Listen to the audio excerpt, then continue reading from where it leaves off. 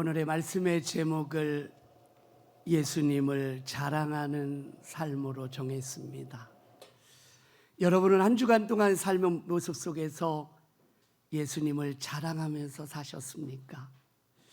예수님이 나의 구주가 되시고 나의 하나님이 되시고 내 생명의 근원이 되시는 주님을 그렇게 선포하고 그렇게 감사하면서 살아오셨습니까? 오늘 이 말씀은 저와 여러분의 인생 가운데서 잠시나 잊어버리고 연약해지고 주님을 자랑하는 것을 잊은 우리의 인생 가운데 오늘 이 예배를 통해서 주님의 제자가 되고 주님을 자랑하는 믿음의 성도가 되어서 내가 만난 그 주님을 증거하는 은혜가 저와 여러분의 인생 가운데 있기를 간절히 바랍니다. 할렐루야. 오늘의 말씀을 이해하려면 사도행전 3장의 말씀을 보아야 합니다. 사도행전 3장의 말씀은 나면서 걷지 못하는 한 사람을 베드로와 요한이 성전에 올라가다가 만나게 됩니다. 그 나면서 걷지 못하는 이는 베드로와 요한을 향해서 무언가 얻을 수 있을까? 내 배를 채울 수 있을까? 그렇게 생각하며 그들을 향해 구걸을 합니다. 그때 베드로와 요한의 여러분 고백을 아시죠? 아니, 베드로가 고백하는 그의 신앙의 고백은 이렇습니다. 내게는 은과 금은 없다. 내게 있는 것, 중요한 건 뭐예요? 베드로에게 있는 것, 베드로의 삶의 가장 중요한 것, 베드로의 삶의 소망이 되고 능력이 되고 힘이 되고 생명이 되는 예수 그리스도를 구걸하는 그 사람을 향해서 예수의 이름으로 그를 일으켜 세우는 역사를 나타내 보이는 거예요. 우리는 이 본문의 모습 속에서 그의 온몸과 삶이 예수 자랑으로 살아가는 모델을 보게 되는 거지요. 예전에는 그런 사람이 아니었지요. 예수님으로 인해서 때로는 도망을 다녔고 겁장이 베드로로 이름이 높았고 그는 언제나 실수투성이의 삶을 살았던 인생이지요.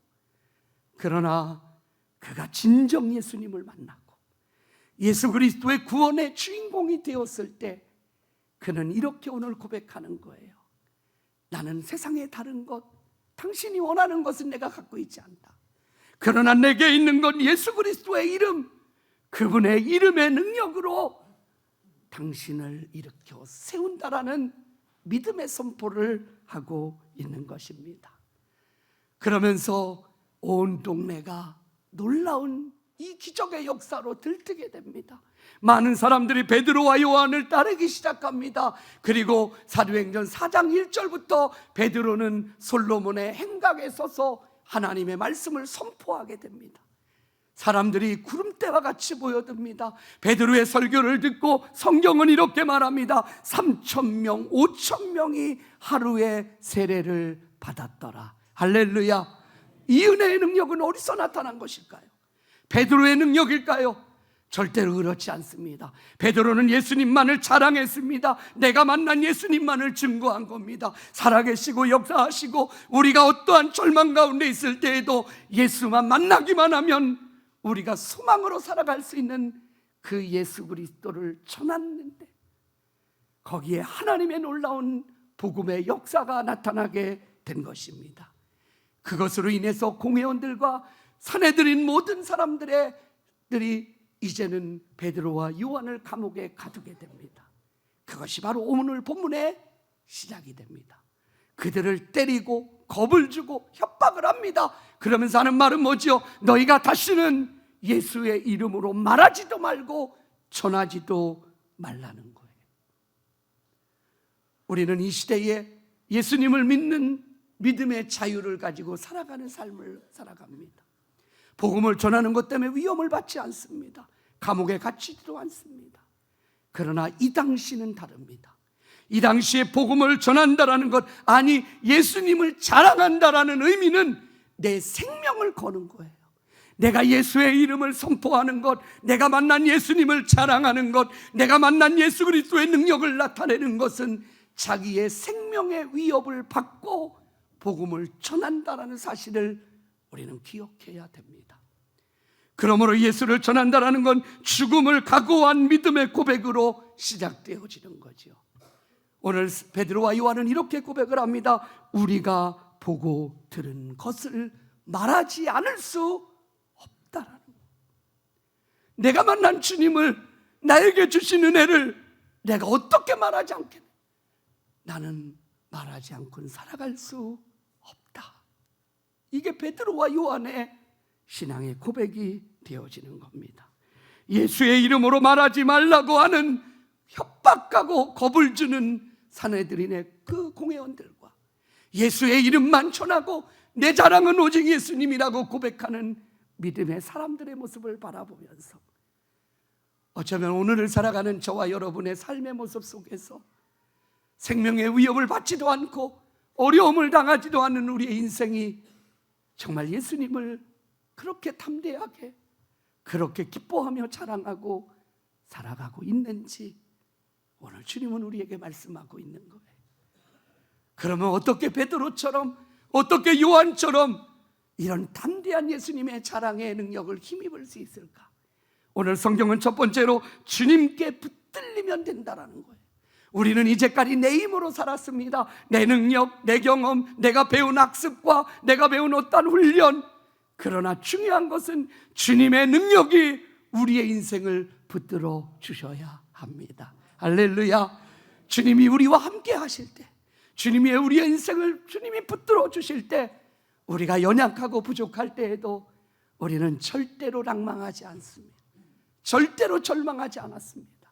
주님으로 인해서 언제나 소망을 꿈꾸며 믿음으로 걸어갔던 많은 믿음의 사람들, 아니 저와 여러분의 삶을 우리는 그렇게 살아왔어요. 단지 너무나 쉽게, 너무나 하나님의 은혜를 너무나 잊어버리는 우리의 모습들이 있는 거지요. 그래서 예수님은 제자들에게 이렇게 말합니다. 그리고 믿음 없는 그 아비에게 할 수 있거든이 무슨 말이냐? 믿는 자에게. 여기서 중요한 건 뭐예요? 믿는 자. 여러분 예수님을 믿으시지요? 당연한 질문이라고. 예수님 안 믿으면 이 자리에 앉아 있을 일도 없는데, 그래도 여러분에게 다시 묻는 이유는 뭐예요?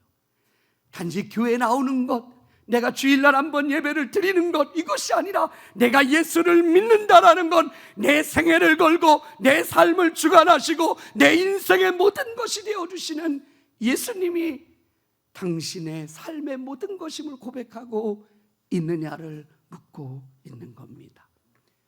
오늘 이 시간 주님의 능력의 손길이 사랑하는 비전의 성도들을 붙들어 주기를 간절히 바랍니다. 때로는 베드로가 부활하신 주님의 은혜를, 그 소문을 듣고 만나지만 그는 고향으로 돌아갑니다. 고기를 잡으러 다시 옛 삶으로 돌아가는 거지요. 그러나 예수님은 베드로를 붙잡아 주세요. 디베랴 바다까지 가셔서 조반을 준비하고 베드로를 만나 주세요. 요한의 아들 시몬아, 내가 나를 사랑하느냐? 베드로가 옛날 같으면 말이라고 하세요. 주님, 내가 주님을 진짜 사랑하잖아요. 이렇게 큰 소리를 쳤던 베드로가 예수님 앞에서 내가 주님을 사랑하는 것 주님이 아시지 않습니까? 어쩌면 그의 겸손과 그의 삶의 고백 속에서 이제는 나의 인간적인 목소리, 나의 인간적인 힘이 아니라 이제는 예수님만을 따라가겠습니다. 이제는 예수님이 말씀하신 대로 살아가겠습니다. 이제는 예수님 앞에 붙잡힌 바 된 인생을 살아가겠노라고 고백하는 은혜가 여기에 있는 것을 보게 됩니다. 그래서 예수님을 만난 자들은 언제나 예수님을 자랑하지요. 사도 바울의 생애는 이렇게 말합니다. 내가 우리 주 예수 그리스도의 십자가 외에는 결코 자랑할 것이 없도다. 그의 인생의 어떤 것도 예수님 앞에서는 분토같이 여겼다라고 말해요. 아무것도 아니라고. 예수님을 만나는 순간 우리의 인생의 모든 것이 예수 사랑, 예수 복음, 예수 사랑으로 나아가는 저와 여러분이 되기를 간절히 바랍니다. 두 번째는 부활의 주님을 만나면 예수님을 담대하게 자랑하는 능력을 힘입게 됩니다. 부활의 주님을 만난 후 제자들은 달라지기 시작합니다. 겁쟁이였던, 아니 도망갔던 많은 제자들이 주님을, 부활의 주님을 만나는 순간 다시 돌아오지요. 엠마오를 향해 가던 그 두 제자가 예수님을 만나는 순간 예루살렘으로 돌아와 예수님의 복음을 전합니다. 제자들은 한 명 한 명 모두가 예수 복음 전하다가 순교의 길을 걸어갑니다. 부활의 주님을 만났던 도마, 우리에게 그의 이름은 언제나 의심 많은 도마라는 이름이 불려집니다. 그러나 그가 부활의 주님을 만나는 순간 나의 주, 나의 하나님이요라는 고백을 합니다. 이 고백 속에는 어떤 그의 삶의 고백이 들어있을까요? 이제는 주님이 나의 전부입니다. 이제는 주님만 바라보고 살아갑니다. 이제는 예수 자랑, 예수 복음 가지고 살아갑니다. 그렇게 도마는 인도에까지 가서 복음을 전하다가 순교의 길을 걸어가는 그의 인생의 모습을 보여줍니다. 예수님 앞에 붙들림 받은 부활의 주님을 만난 자들의 모습은 언제나 죽음을 두려워하지 않는, 베드로와 요한의 모습도 그 죽음과 위협 앞에서도 담대하게 나는 하나님의 말씀만을 전한다.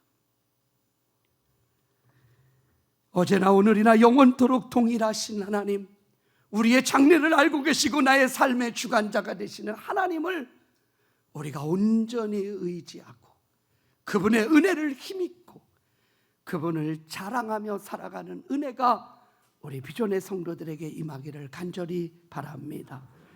셋째는 성령의 충만함을 받는 겁니다. 성령 충만한 것은 무엇이지요? 예수님과 교제가 끊어지지 않는 거예요. 2020년도 벌써 오늘이 2월의 첫 주를 맞이합니다. 한 달여가 지났어요. 여러분의 결단, 고백, 여러분의 한 해를 향한 소망, 한 달을 뒤로 돌아볼 때 어떠세요? 성령 충만하셨습니까? 예수님과 영적 교제가 끊어지지 않고 계십니까? 아니면 너무나 바쁘게 지나셨습니까? 우리는 오늘 성령 충만함을 받으라. 이것은 바로 우리 한 해 동안 예수를 믿는 우리 비전의 성도들 모두가 정말 능력 있는 그리스도인이 되어야 돼요. 예수님과 영적 교제가 있고 하나님의 말씀이 우리 안에 있고 하나님의 음성을 듣고 하나님의 은혜가 우리의 삶에 넘치면 우리는 능력 있는 그리스도인의 삶을 살아갑니다. 예수님을 자랑하고 싶어서 예수님을 증거하지 않고는 견딜 수 없는 내가 만난 주님이 너무나 감사하고 너무나 기쁘고 너무나 소망 있고 그래서 어렵고 힘들고 절망적이고 아파하고 낙심하는 사람들을 바라볼 때 내가 만난 주님을 그들에게 자랑하는 거지. 내가 만난 주님을 만나기를 원한다. 그 주님을 영접하기를 원한다라는 고백의 역사가 나타나게 되는 겁니다. 어제 젊은이 예배를 드리면서 우리 중고등부 청년들에게 상록수 신앙이라는 말씀을 같이 나누었어요. 1년 내내 동안 푸르름을 잃지 않는 상록수 나무들, 우리의 신앙의 모습들이 어떤 어려움이 있고 어떤 아픔이 있고 우리가 원치 않는 많은 일들이 우리 앞에 다가온다고 할지라도 하나님을 향한 믿음의 고백, 성령의 충만함을 잃어버리지 않는 저와 여러분이 되기를 간절히 바랍니다. 그러기 위해서는 기도의 용사가 되셔야 돼요. 우리가 하루에 30분씩 기도하는 기도의 운동을 벌이고 있습니다. 혹시 아직도 그것은 나와 상관없는, 그것은 시간 많은 분들 아니면 우리 학생들, 청년들 어떤 몇몇 분들의 국한된 일이라고 생각하십니까? 성령 충만해야 예수 자랑하면서 예수 복음으로 살아갈 수 있는데, 사랑하는 성도 여러분, 우리의 기도가 매일매일 주님과의 영적 교제가 끊어지지 않는 은혜가 우리 안에 있기를 간절히 바랍니다. 그러할 때 뭐예요? 담대해지. 베드로와 요한은 이렇게 말합니다. 너희가 말하는 것, 내가 너희의 말을 듣는 것이 하나님 앞에서 어떤 게 옳은가 판단해봐라.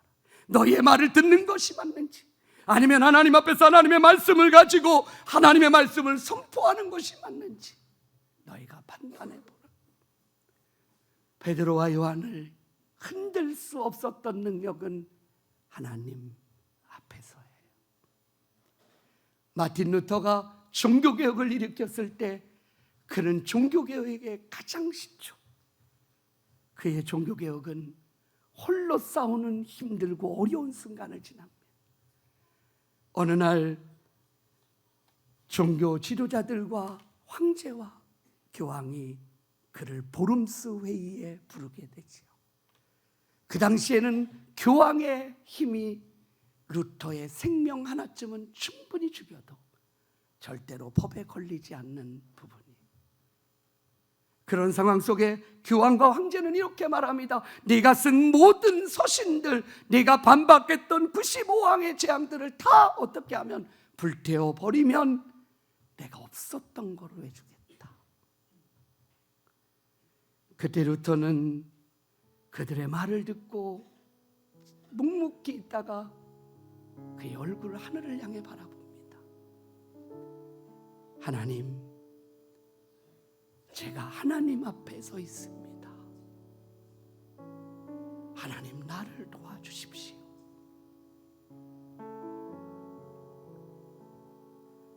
그러나 하나님의 은혜, 하나님의 구원, 하나님의 충만한 은혜로 살아가는 그의 인생은 자기를 억압하고 협박하고 죽음이 엄습되는 그 상황 속에서도 그가 오직 하나님 앞에서, 하나님, 내가 하나님 앞에 서 있어. 하나님이여, 나를 도와주십시오. 저는 우리 비전의 성도들이 오늘 이 주일 예배를 드리고 이 한 주간을 살아갈 때에 내가 예수님을 자랑할 수 있는 힘, 내가 예수 그리스도의 사랑과 은혜를 선포할 수 있는 능력, 그것은 내가 하나님 앞에 서 있는 나 자신만을 발견하면 돼. 하나님의 은혜를 구하고, 여러분이 가장 힘들고 어려운 상황에 있을 때마다, 어찌할 바를 알지 못할 때마다 하나님 앞에 서서, 하나님, 내가 하나님 앞에 섰습니다. 내가 전능하신 하나님 앞에 섰습니다. 나의 생명을 주관하신 하나님 앞에 섰습니다. 내 인생의 길을 여시는 하나님 앞에 섰습니다. 내 삶의 여정, 우리 가정과 우리의 사업과 우리의 인생과 이 몸된 교회를 이끌어 가시는 전능하신 하나님 앞에 섰습니다. 하나님, 나를 도와주옵소서.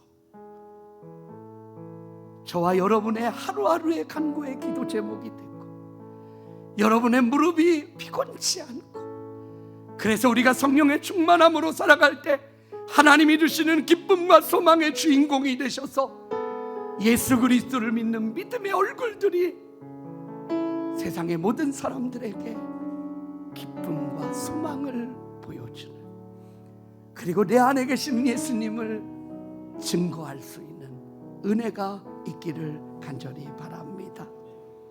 시편 16편에 이렇게 말씀을 합니다. 내가 여호와께 아뢰되 주는 나의 주시오니 주밖에는 나의 복이 없습니다. 할렐루야.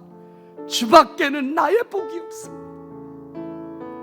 오늘 이 고백의 은혜로 우리가 전능하신 하나님을 의지하고 하나님 앞에 서서 예수님을 자랑하고 증거하는 믿음의 용사로 달려가는 은혜가 있기를 간절히 바랍니다.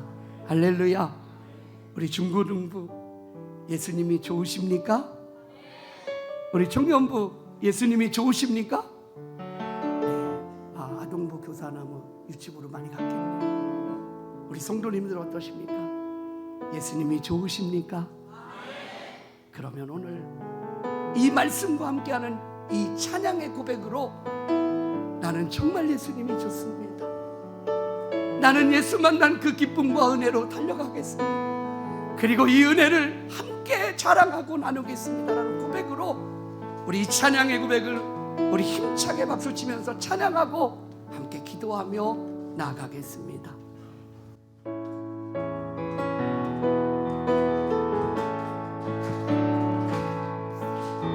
많은 사람들 참된 진리를 모른 채 주님 예수 떠나갔지만 내가 만난 주님은